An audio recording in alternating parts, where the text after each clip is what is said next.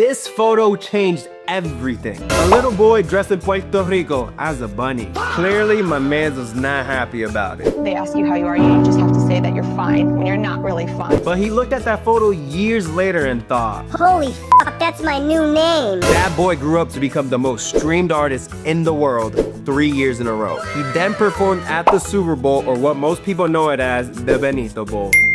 And just this year alone, he did something that no Spanish artist has done in 67 years of Grammy history. What? What is it? This is a story of Benito, aka Bad Bunny Baby, the kid from Vega Baja who refused to change anything about himself, and instead changed everything about music.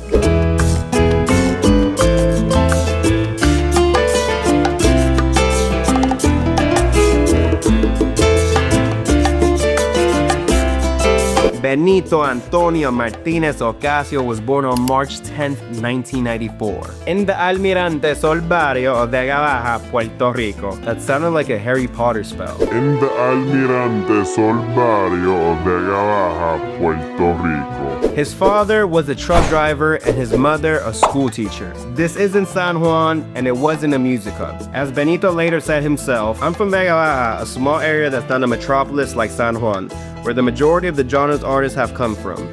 That's what's most surprising and incredible about this. I simply came from nothing. But music was everywhere in his house. His parents listened to merengue, salsa, pop ballads, and what's his earliest musical memory, you may ask? Getting a Vico C record at the age of 5 as a Christmas gift. Comment down below if you remember, what was your first CD? I think mine was like The Carter 2 by Lil Wayne. But Benito was hooked. By the time he was in school, he was singing in the church choir every week alongside his devotedly Catholic mother. Amen to that. He wasn't a troublemaker or otro de la calle. He described himself as a lanky wallflower for booming voice. What does that even mean?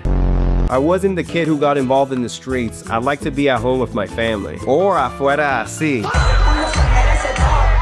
And just like most Puerto Ricans, he was a huge fan of reggaeton. I'm talking about Daddy Yankee, Tego Calderon, but he also listened to salsa, merengue, and even rock. His mother's CD collection consisted of Mark Anthony and Victor Manuel. Puñeta, this reminds me of Sunday morning cleanings. If your mom also woke you up early on Sundays to clean to this, you have to subscribe. At one point, his favorite music was the Bee Gees. The Bee Gees? Okay, Benito. After graduating high school in 2012, Benito enrolled in the Audiovisual Communications program at the University of Puerto Rico in Arecibo. He wanted to become a radio host. Can you imagine that? Este es MC Benito y yo quiero perrear y fumarme un blunt. To pay for school, he took a job as a cashier and bagger at a local supermarket called Econo. Picture this, the future's most streamed artist in the world scanning your plátanos. Gee, I would tell people he packed my guineo. Pause. But while he was packing groceries, he was uploading music to SoundCloud under the name Bad Bunny. And in 2016, a song called Diles caught the ear of DJ Luyan.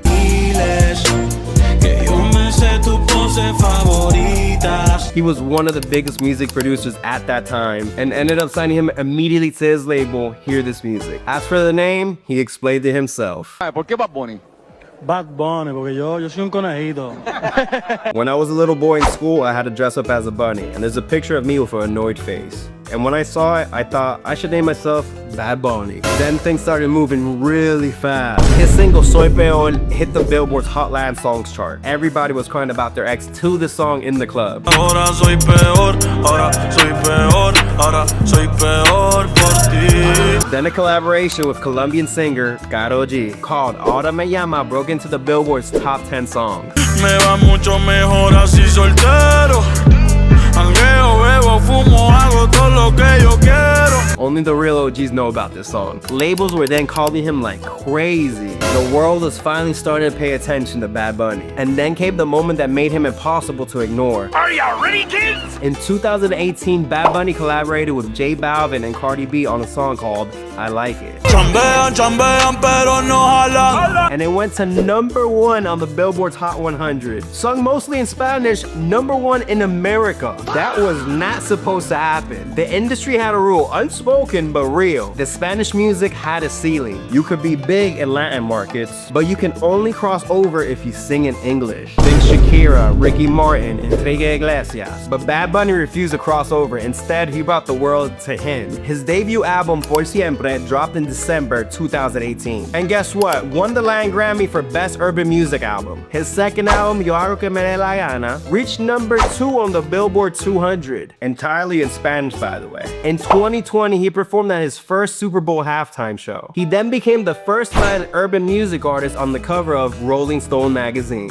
Boy, you look like your stereotypical Puerto Rican. If you love Puerto Ricans, leave a flag in the comments. But something else happened in 2020 that showed exactly who Benito was. In 2019, following leaked text messages from Puerto Rico's former governor, Ricardo Rosella, that showed him making homophobic, sexist, racist remarks, Bad Bunny did not just post about it on social media. He was on the tour in Europe, specifically Ibiza, and put the whole thing on hold, flew back to Puerto Rico, and joined over 500,000 people protesting in the streets of San Juan. He also released a protest song in the middle of this Con Presidente to showcase his admiration. That song's super hard but very explicit. But this was such a powerful movement that the governor resigned just 12 days later. This was just not a musician anymore. This was a Boricua fighting for his island and everyone's right. In late 2020, El Último Tour del Mundo made history as the first all-Spanish album to ever reach number 1 on the Billboard's 200. Think about what that means. The Billboard 200, the definitive ranking of American music consumption, was topped by an album completely in Spanish?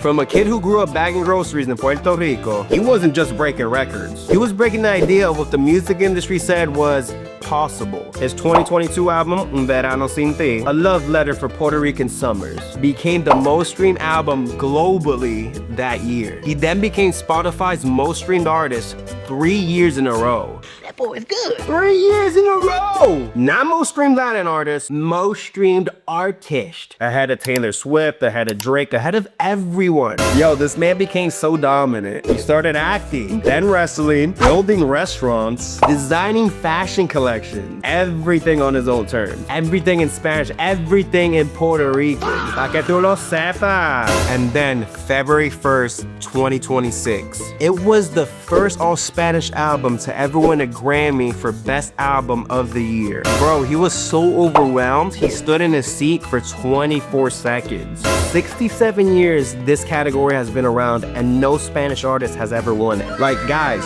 you're witnessing history. The ceiling has always been there, and then Bad Bunny came, man.